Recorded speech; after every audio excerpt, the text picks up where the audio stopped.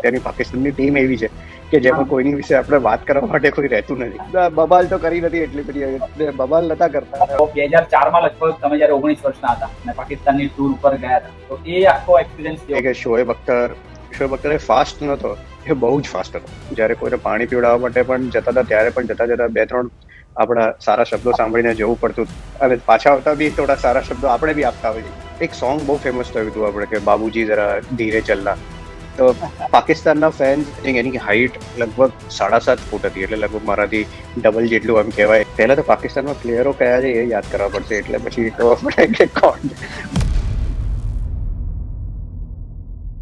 હવે આજે આપણે ઇન્ડિયા વર્સિસ પાકિસ્તાન વિશે વાત કરવાના છીએ. જે મીડિયામાં કહો કે બ્રોડકાસ્ટિંગમાં કહો તો મધર ઓફ ઓલ ક્લેશિસ અથવા તો ગ્રેટેસ્ટ રાઇવલરી, અને એ રીતનું કહીને એને એક બ્રાન્ડિંગ અલગ જ લેવલ પર ચાલતી હોય. પણ આઈ પર્સનલી થિંક કે ભાઈ છેલ્લા ઘણા બધા સમયથી હવે આ જે રાઇવલરીની વાત છે એ ખાલી ફેન્સ પૂરતી રહી હોય એવું લાગી રહ્યું છે, કારણ કે ભારતની ટીમ જે છે એ ઘણી બધી આગળ જતી રહી એવું લાગે છે કોમ્પિટિશનમાં. તો તમારો જો હું એક્સપિરિયન્સ અથવા તો ભાઈ તમારો ઓપિનિયન જાણવા માંગુ કે ભાઈ પહેલા ઇન્ડિયા વર્સિસ પાકિસ્તાનનો જે હાઈપ અથવા તો પછી રાઇવલરી હતી વર્સિસ અત્યારે જે ઇન્ડિયા વર્સિસ પાકિસ્તાન છે, તો એને તમે કેવી રીતે જુઓ? બંને વચ્ચે આસમાન જમીનનો ડિફરન્સ છે. જે પહેલા ઇન્ડિયા પાકિસ્તાન હતું, જે પાકિસ્તાનની ટીમ હતી, જેવી ભારતની ટીમ હતી, ત્યારે કેવી વાત કરતા હતા લોકો કે આમાં ખાલી સ્કિલ નથી, કારણ કે બંને જણાની સ્કિલ ઓલમોસ્ટ સેમ હતી બે ટીમોની. પહેલા એવું કહેતું કે પાકિસ્તાનની બોલિંગ વર્સિસ ઇન્ડિયાની બેટિંગ, કે પછી ગમે ત્યારે બંને ટીમો એકદમ બેલેન્સ ટીમો છે, કે આ બંનેમાં કઈ ટીમ વધારે સારી રીતે પ્રેશર હેન્ડલ કરશે એ ટીમ જીતશે. પણ હવે અનફોર્ચ્યુનેટલી એવું રહ્યું નથી, કારણ કે પાકિસ્તાનની ટીમ બહુ જ નીચે જતી રહી છે. જે આપણે ઘણા છેલ્લા ખાસા સમયથી આપણે જોયું છે કે છેલ્લા મને યાદ નથી ક્યારે પાકિસ્તાને ઇન્ડિયાને હરાયું, એક પેલું જયારે 10 વિકેટે જીત્યા હતા દુબઈમાં. તો લગભગ છેલ્લા 10-15 વર્ષમાં આપણું જ ડોમિનેશન વધારે જોવા મળ્યું.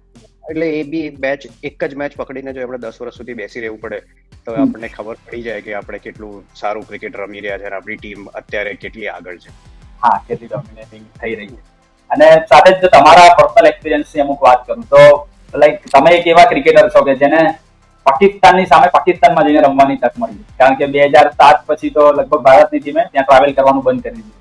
તો 2004 લગભગ તમે જયારે 19 વર્ષના હતા અને પાકિસ્તાનની ટૂર ઉપર ગયા હતા, તો એ આખો એક્સપિરિયન્સ કેવો હતો? કારણ કે પાકિસ્તાનમાં ઓફકોર્સ અલગ અલગ સિટીમાં જઈને તમે રમ્યા હો, મુલતાન, રાવલપિંડી કે ગમે તે સિટી, તો ત્યાંનો આખો એક્સપિરિયન્સ એક રમવા ઉપરાંતનું શું જોવા મળ્યું તમને?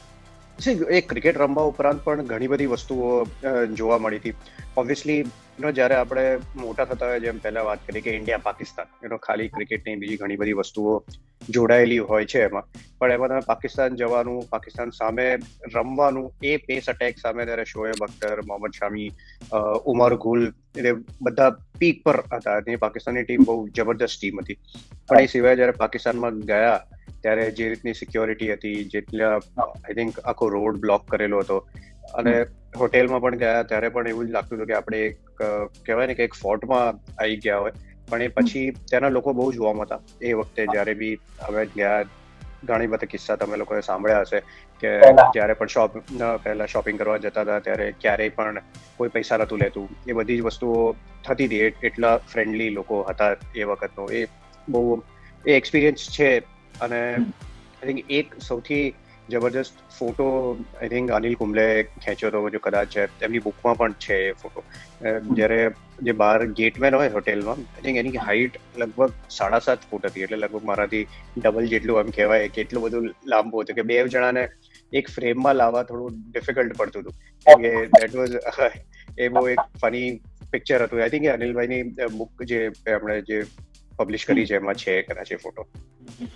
અને શું લાઈક ઇન્ડિયામાં બી આપણે ગુજરાતી હોઈએ, એટલે તમે 19 વર્ષના હતા ત્યારે પાકિસ્તાન જવાનું થયું, તો ઘરે કેવા પ્રકારનો માહોલ હતો? લાઈક અફકોર્સ ક્રિકેટર હોઈએ એટલે રમવા જવાનું થતું હોય, પણ સ્ટીલ પાકિસ્તાનનું નામ આવે એટલે કંઈક થોડું ચિંતાઓ રહે ઘરમાં. ડેફિનેટ એ વખતે ચિંતા તો હતી જ, એમાં તો કોઈ ડાઉટ નતો. કારણ કે જતા પહેલા પણ મને એક યાદ છે કે બીસીસીઆઈએ એક મીટિંગ કરી હતી બધા પ્લેયર્સને, કીધું હતું કે ગવર્મેન્ટ તરફથી તમને પૂરું અશ્યોરન્સ છે કે તમને કોઈ જાતની પ્રોબ્લેમ નહીં થાય. આઈ થિંક એ અશ્યોરન્સ આપ્યું હતું અમને લોકોને એ વખતે. કારણ કે ઘણા બધા, ખાલી હું નહીં, બહુ ઘણા બધા લોકોના માઇન્ડમાં ડાઉટ્સ તો હતા જ. પણ જે રીતે ઓબ્વિયસલી એ વખતની ગવર્મેન્ટ હોય કે અત્યારની ગવર્મેન્ટ હોય, જ્યારે પણ કોઈ બી વસ્તુ એ ગવર્મેન્ટ આપણી તો વેલબિંગ દરેક વખતે જોતા જ હોય છે, પછી જ કોઈ ડિસિઝન લેતા હોય છે. ફૂલ સેફ્ટીને ધ્યાનમાં રાખીને ઓફકોર્સ ઇન્ડિયન ટીમ ગઈ હોય એટલે. અને શું એવું કોઈ એક્સપિરિયન્સ તમને થયો છે કે પાકિસ્તાનમાં પણ ભારતીય ટીમના ફેન્સ જોવા મળ્યા? કારણ કે ઓફકોર્સ સચિન તેંડુલકર જેવા મહાન બેટ્સમેન જતા હોય છે, એટલે આમ જનરલી ભારતમાં ઓછા જોવા મળતા હોય છે, પણ શું તમે ત્યાં એવું કોઈ એક્સપિરિયન્સ કર્યું હોય અથવા એવો કોઈ ઇન્સિડન્ટ યાદ આવે કે પાકિસ્તાનમાં પણ ભારતના ફેન જોવા મળ્યા? એટલે ભારતીય ટીમનો ફેન્સ તો હતા જ, જે રીતે ભારતીય ટીમ રમતી હતી, જે રીતે પોપ્યુલારિટી હતી ઇન્ડિયન ટીમની, આઈ થિંક એ બહુ એક ડિફરન્ટ હતી. કારણ કે ખાસા કેટલા 18 વર્ષ પછી આઈ થિંક ઇન્ડિયા ટૂર કરી રહ્યું હતું પાકિસ્તાન, અને એમાં એક ઓબ્વિયસલી મોટા પ્લેયર હોય, સચિન તેંડુલકર, સૌરવ ગાંગુલી, રાહુલ દ્રવિડ, અનિલ કુંબલે, એ લોકોનું તો નામ હતું જ પહેલેથી, એ લોકો એમના ફેન્સ હોય. પણ જે એક પ્લેયરે પાકિસ્તાનના જે પબ્લિક પર છાપ છોડી દીધો હતો, એલ બાલાજી. આઈ થિંક એના બાલાજીએ જે રીતનું પરફોર્મન્સ કર્યું હતું, મને યાદ હોય તો શોએબ અખ્તરને ચાલીને એણે લોંગ ઓન ઉપર વન ડેમાં એક છક્કો મારી દીધો હતો, પછી એનું બેટ પણ તૂટી ગયું હતું, અને જેવો બોલિંગ કરવા આવે એટલે વિકેટ બી લેતો હતો. અને એ ટાઈમ પર એક સોંગ બહુ ફેમસ થયું હતું આપણે, કે બાબુજી જરા ધીરે ચલના. તો પાકિસ્તાનના ફેન્સ એકચ્યુઅલી એ વખતે જયારે બાલાજી બોલિંગ નાખવા આવે ત્યારે એવું કહેતા હતા કે બાલાજી જરા બોલ ધીરે ડાલના. એટલે એ રીતની જે એ લિરિક્સ હતા, જે રીતે એ લોકોએ સેટ કર્યા હતા. પણ આઈ થિંક બાલાજીનું એક અલગ ફેન ફોલોઈંગ હતું એ વખતે, જે 2004ની જે ટૂર થઈ હતી ત્યારે. અને લાઈક મેચ રમવા જાવ ત્યારે ઓફકોર્સ ઓન ફિલ્ડ હો, પણ મેચ રમ્યા સિવાય બાકીનો જે ટાઈમ હતો એમાં લાઈક તમે એક્સપ્લોર કર્યું હોય પાકિસ્તાન, એવું કંઈ યાદ આવતું હોય? ના, એટલું બધું અમે બહાર ફર્યા હતા, બહાર નીકળ્યા નતા, કારણ કે આઈ થિંક એકવાર યાદ છે કે જૂના માર્કેટમાં ગયા હતા બધી વસ્તુઓ લેવા, કે આપણે કાર્પેટ બહુ ફેમસ હતી, તો કાર્પેટ લેવા માટે ગયા હતા ત્યારે ત્યાં. અને પ્લસ પેશાવરમાં જ્યારે મેચ હતી ત્યારે ઉપર હિલ્સ પર ગયા હતા, ત્યારે એ થોડું આપણું ડિફરન્ટ હતું, જે આપણું જે પાસ છે ત્યાંથી એ જોવા ગયા હતા અમે. એટલે ઘણી બધી વસ્તુઓ જોઈ હતી. પણ અને ઇનફેક્ટ હજુ બીજું એક, જ્યારે ફર્સ્ટ ટૂર વખતે જેમ આપણે જે વાઘા બોર્ડરની જે વાત કરીએ છીએ, જે એકચ્યુઅલી વાઘા પાકિસ્તાન બાજુથી, હવે હું ઇન્ડિયા બાજુથી એ બોર્ડર પર નથી ગયો, પણ પાકિસ્તાન બાજુથી એ બોર્ડર પર ગયા હતા, અને અમે લોકોએ એક ફોટો ખેંચ્યો હતો, એક પગ પાકિસ્તાનમાં ને એક પગ ભારતમાં, આવી રીતે. અને હવે જે આપણે હમણાં વાત કરી કે સચિન તેંડુલકર, વિરેન્દ્ર સહેવાગ, રાહુલ દ્રવિડ, એ બધા એક એસ્ટાબ્લિશ એ વખતના મોટા નામ ગયા હતા પાકિસ્તાનની ટીમમાં. પણ સાથે જ એક 19 વર્ષનો છોકરો જે પાર્થિવ પટેલ, હું તમારી વાત કરી રહ્યો છું, તો ઓપનિંગ કરવા આવે અથવા તો વન ડાઉન કરવા જયારે બેટિંગ કરવા ઉતરે, અને સામે બોલિંગમાં ઓલમોસ્ટ બાઉન્ડ્રી પરથી એક બોલર દોડીને આવતો શોએબ અખ્તર, જે વખતનો ફેમસ, અને મારો પણ like one of the favourite એ ટાઈમનો હતો પાકિસ્તાની ક્રિકેટ, કારણ કે એની એક્શન અલગ પ્રકારની, બોલિંગ અલગ પ્રકારની. તો એની બોલિંગને ફેસ કરવું એટ ધી એજ ઓફ 19, એ હાઉ ચેલેન્જિંગ ઇટ વોઝ? હા, ઇટ વોઝ વેરી ચેલેન્જિંગ. જેમ વાત કરીએ કે શોએબ અખ્તર એ ફાસ્ટ નતો, એ બહુ જ ફાસ્ટ હતો. જે રીતે એની બોલ જતા હતા, એક મને યાદ છે જ્યારે ઓપનિંગ કરી હતી ત્યારે, જ્યારે શોએબ અખ્તરે 2 બાઉન્સર નાખ્યા હતા, અને બે બાઉન્સર કામરાન અકમલ જે વિકેટ કીપર હતો પાકિસ્તાનનો, એની પણ ઉપરથી બોલ જતો રહ્યો, એટલે બાયના 2 ચોક્કા ગયા. તો એણે શોએબ અખ્તરે કીધું કે કામી થોડા પીછે ખડા હો જા. તો ત્યાંથી પેલા કહ્યું કે 40 યાર્ડ पे खड़ा हूँ और पीछे नहीं जा सकता, मैं बाउंड्री पे पहुंच जाऊंगा.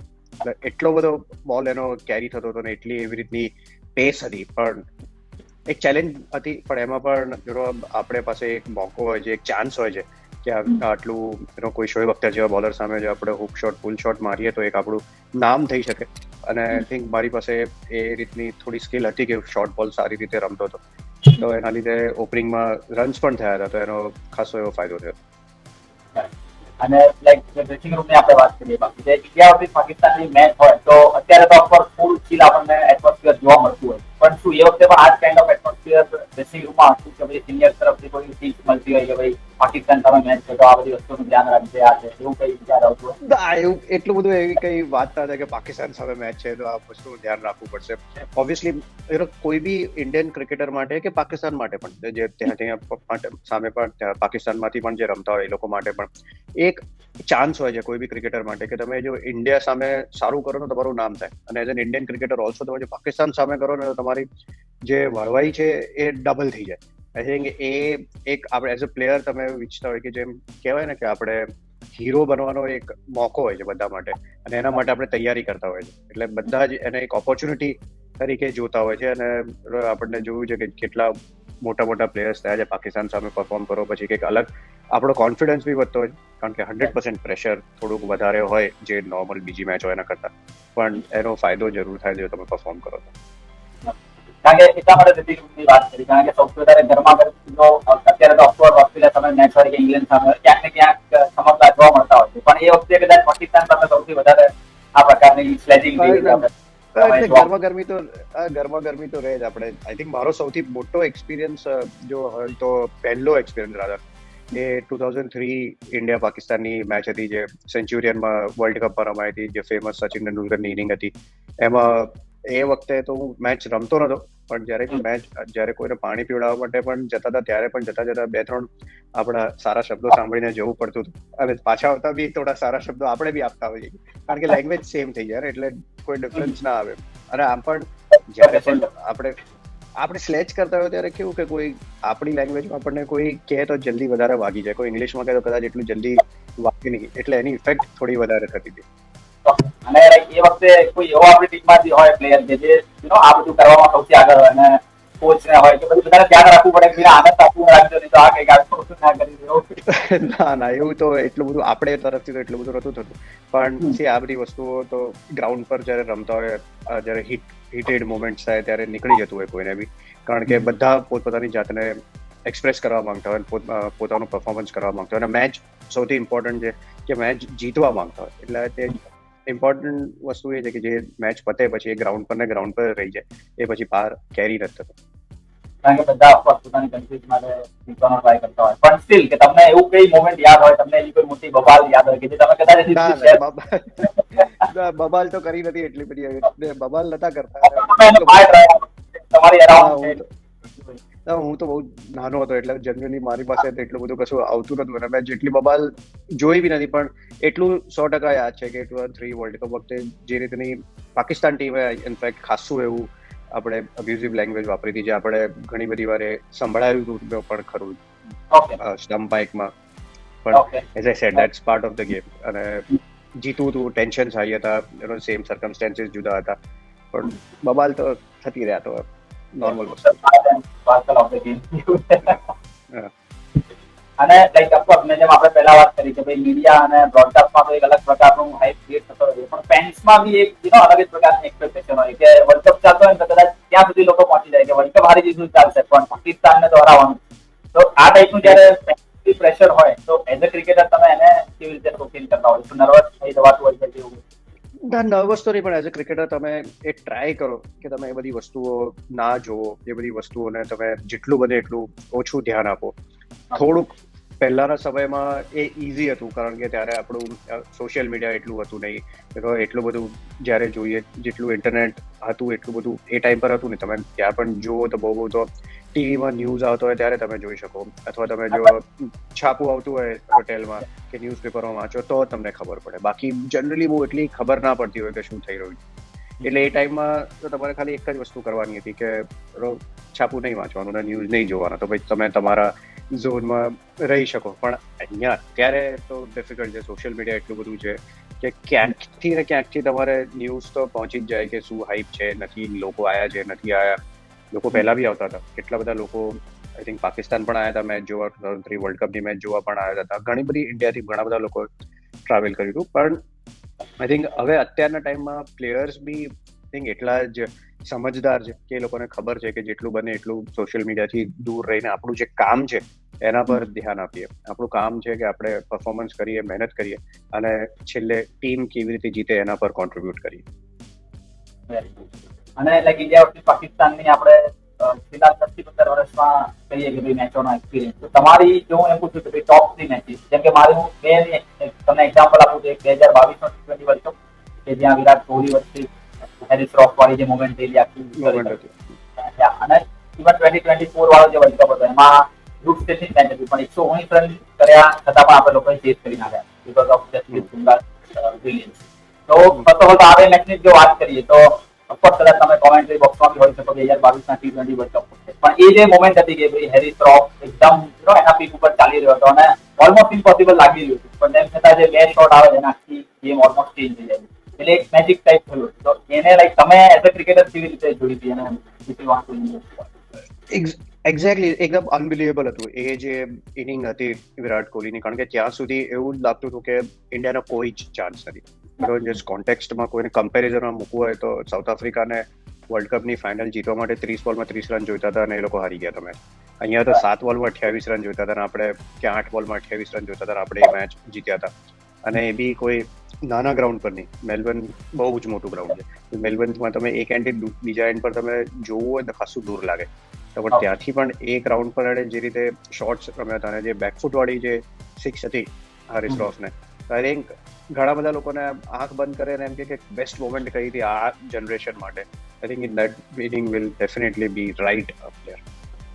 શોર્ટ ઓફ ધ ડેકેડ થઈ ગયું વિરાટ કોહલી જે એક્ઝેક્ટલી જે તો શોટ આપણે 2003માં સચિન તેંડુલકરનો હતો, શોએબ અખ્તરનો સ્ક્વેર કટ મારી હતી જે સેન્ચુરીનો પોઈન્ટ પર છક્કો ગયો હતો, સેમ આ રીતનો એ તો આ તો એનાથી પણ વધારે સારો શોટ હતો કે સ્લોઅર વન હતો બેકફૂટ પર મેલબર્નમાં સામે સિક્સ. આઈ થિંક એ ખાસો એવો જેટલી બી વાર આપણે યાદ કરીશું એટલી વાર એ 6 રન તો બધાને યાદ આવશે જ. એટલે એ બેટિંગ માં પ્રતાપ હતું અને 2024 વાળો જે વર્લ્ડ કપ હતો એમાં બી એમ લાગ્યું કે 119 રન થયા હતા એટલે ઓલમોસ્ટ એમ લાગ્યું કે આ મેચ કદાચ પાછી નહીં આવે. ભલે પીચ ત્યાં યુએસએની જે હતી એ થોડી બોલિંગ ફ્રેન્ડલી વધારે હતી અને પછી જસપ્રીત બુમરાહનું જે કમ્બેક હતું તો એ મેચમાં બી લાઈક પેલું જે વિરાટ કોહલીની આપણે વાત કરી તો આમ આપણા બીજા સુપરસ્ટાર જસપ્રીત બુમરાહે લગભગ આખી ગેમ ટર્ન અરાઉન્ડ કરી. આઈ સે ઓબ્વિયસલી આઈ થિંક ઇન્ડિયાની જે આપણે વાત કરી છે ટીમ કેમ સુપિરિયર છે. મોટી ટીમો શું કરતી હોય કે જ્યારે એવી સિચ્યુએશન આવે કે બધા એમ વિચારતા હોય કે આ સિચ્યુએશનમાંથી તો ક્યાંયથી બી ટીમ જીતી નહીં શકે. તો સારી ટીમો યુઝ્યુઅલી એવા જ કામ કરતી હોય છે કે ક્યાંકથી ને ક્યાંકથી જીતવાનો રસ્તો શોધે. અને જે એકચ્યુઅલી આપણી ઇન્ડિયન ટીમ છેલ્લા ઘણા સમયથી એ વસ્તુ કરી રહી છે. અને જેમાં આપણે 2 આઈસીસી ટ્રોફી પણ આવી ગઈ છે છેલ્લા 1.5 વર્ષમાં. ઓલમોસ્ટ આપણે 2023 one day world cup dominate કર્યો છે. છેલ્લે 2 વર્લ્ડ ટેસ્ટ સિરીઝની ચેમ્પિયનશિપની ફાઇનલ બી આપણે રમ્યા છે. એટલે આપણે ડોમિનેટિંગ પરફોર્મન્સ કરવી અને કેવી સિચ્યુએશનમાંથી ખરાબ સિચ્યુએશનમાંથી જીતવું કેવી રીતે, આઈ થિંક એ બહુ ઇમ્પોર્ટન્ટ છે. અને આઈ થિંક એ ઇન્ડિયન ટીમને બહુ સારી રીતે આવડે છે અત્યારે. અને તમારી કોઈ એવી વન ઓફ ધી મોમેન્ટ કેવી હોય આખા થ્રુઆઉટ તમારો ક્રિકેટિંગ કરિયર રહ્યું તમારી ઇન્ડિયા વર્સિસ કોઈ મેચ હોય એવો કોઈ ક્રિકેટિંગ ઇન્સિડન્ટ કે જે તમારા મગજમાં જીવી રહી ગયો હોય કોઈ ઇન્ડિયા વર્સિસ પાકિસ્તાન જયારે વાત કરે એટલે એ તમારા મગજમાં પહેલું સ્ટ્રાઇક થાય? મારા મગજમાં 2 વસ્તુઓ સૌથી પહેલા સ્ટ્રાઇક થાય. એક તો 1992 વર્લ્ડ કપની જે સચિન તેંડુલકરની ઇનિંગ હતી, એમણે 50 રન કર્યા હતા ત્યાં સિડનીમાં અને ઇન્ડિયા એ મેચ જીત્યું હતું. વર્લ્ડ કપ પાકિસ્તાન જીત્યું હતું પણ ઇન્ડિયા એ મેચ સિડનીમાં જીત્યું હતું અને એમાં man of the match Sachin Tendulkar. એટલે એ જોઈને એ મેચ 92 વર્લ્ડ કપ જોઈને ક્રિકેટ રમવાનું મન થયું. હું 7 વર્ષનો હતો. એટલે અત્યારે જે આપણે 2000 થી પહેલા જે જન્મ્યા છે એ લોકો માટે એક જો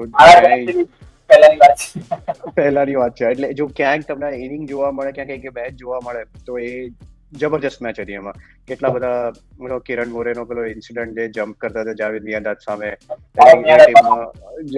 એમાં ઇમરાન ખાન કેપ્ટન, આમિર સોહેલ, એટલે એક અલગ ટીમ હતી. એવી ટીમ સામે ઇન્ડિયા વર્લ્ડ કપની એ મેચ જીત્યું હતું. પછી બીજો ઇન્સિડન્ટ થોડુંક છે ને એવું લાગે છે કે ઉંમર થઈ ગયું એવી વાત કરું. 96 વર્લ્ડ કપની જે મેચ હતી 96 વર્લ્ડ કપની જે મેચ હતી એ બી મારા માટે બહુ મેમોરેબલ હતી. અજય જાડેજાની પેલી જે કેમિયો જે કહેવાય, વકાર યુનુસ સામે રિવર્સ સ્વિંગ થતો હતો બોલ અને એમાં જે રીતની ઇનિંગ જોવા મળી હતી. અને પછી આમિર સોહેલ અને વેંકટેશ પ્રસાદની પેલી જે અસલની જે બબાલ, એકચ્યુઅલ બબાલ જેને કહેવાય, એકચ્યુઅલ બબાલ જેને કહેવાય એ આપણને જોવા મળી હતી. એટલે મારા માટે આ વર્લ્ડ કપ માટે આ 2 બહુ મેમોરેબલ વસ્તુ હતી. અને ત્રીજી ઓબ્વિયસલી 2003 વર્લ્ડ કપમાં હું ટીમમાં જોડ્યો હતો અને આઈ ડોન્ટ થિંક આવી ઇનિંગ મેં હજુ સુધી મારી લાઈફમાં જોઈ નથી જે ઇનિંગ સચિન તેંડુલકરે રમ્યો હતો ત્યાં. એ તો ક્લોઝલી તમે એક્સપિરિયન્સ કર્યું હોય અને આખો દેશ મેમોરેબલ થઈ જાય. હવે ઓફકોર્સ આપણે પાસ્ટ એક્સપિરિયન્સની તો વાત કરી પણ હવે અત્યારે એશિયા કપ 2025 જ્યાં રવિવારે ઇન્ડિયા વર્સિસ પાકિસ્તાનની મેચ છે એની વાત કરી તો ભારતની ટીમે યુએઈને તો કોમ્પ્રિહેન્સિવલી હરાઈ દીધું છે. અને તો શું તમને એમ લાગે છે કે પાકિસ્તાન સામે પણ આ જ પ્લેઇંગ 11 સાથે ભારતની ટીમ ઉતરવાની છે કે પછી કોઈ પ્રકારના ચેન્જીસ થાય એવું દેખાઈ રહ્યું છે? આઈ થિંક અત્યારે તો લાગતું નથી એવું કે ભારત કોઈ ચેન્જ કરે, કારણ કે ઇન્ડિયન ટીમ અત્યારે એમના સ્પિનર્સને બેક કરી રહી છે. જો બહુ એકદમ કન્ડિશન્સ અલગ હોય અને જો વિકેટ પર વધારે ગ્રાસ હોય તો કદાચ તમે હર્ષદીપ સિંહને રમતા જોઈ શકો. પણ I don't think Indian team એટલા બધા કોઈ ચેન્જીસ તરફ જશે. અને એઝ આઈ સેડ અત્યારે આપણે લગભગ 20 મિનિટ ડિસ્કશન કરી દીધું, તો 20 મિનિટ ડિસ્કશનમાં એક જ ધીરે ધીરે આપણે જૂની મેચોની વધારે વાત કરવી પડે છે, કારણ કે અત્યારની પાકિસ્તાનની ટીમ એવી છે કે જેમાં કોઈની વિશે આપણે વાત કરવા માટે કોઈ રહેતું નથી. ઇવન અત્યારની જનરેશન બી ભલે ક્રિકેટ ફેન હોય તો પણ પાકિસ્તાનની અત્યારની 11 ના 11 ના નામ બી દેવા મુશ્કેલ છે, એ ટાઈપની ટીમ પાકિસ્તાન નવી લઈને આવી. એટલે અત્યારે આપણા માટે તો ડિફિકલ્ટ હશે, પણ મને લાગે છે એ લોકો પાકિસ્તાનમાં રહે છે એ લોકો માટે બી ડિફિકલ્ટ થતું હશે કે આ કયા 11 રમે છે અને કોણ ક્યાંથી રમે છે, ક્યારે કોણ રિટાયરમેન્ટ લે છે, પાછું આવે છે, પછી પાછું કોઈ આવી જાય છે. એટલે અને જ્યારે તમે નવાઝને એમ કહેતા હોય કે તમારો વર્લ્ડનો બેસ્ટ સ્પિનર છે ત્યારે, તો યુ કેન ઇમેજિન કે કઈ બાજુ થિંકિંગ છે. અને ઇનફેક્ટ હમણાં એમના જે કોચ છે માઇક હેસન, જે ન્યુઝીલેન્ડના, અને હા, એમનું જ સ્ટેટમેન્ટ હતું. એમનું જ સ્ટેટમેન્ટ. અને એમને એવું વરુણ ચક્રવર્તી અને કુલદીપ સામે તો લગભગ પાકિસ્તાની બેટ્સમેન ડીલ કરી લેશે સારું, એવું કઈ એમનું સ્ટેટમેન્ટ મેં જોયું. હા, એ તો ઓબ્વિયસલી બોલીને રમાતું હોત તો પછી જોઈતું હતું જ શું.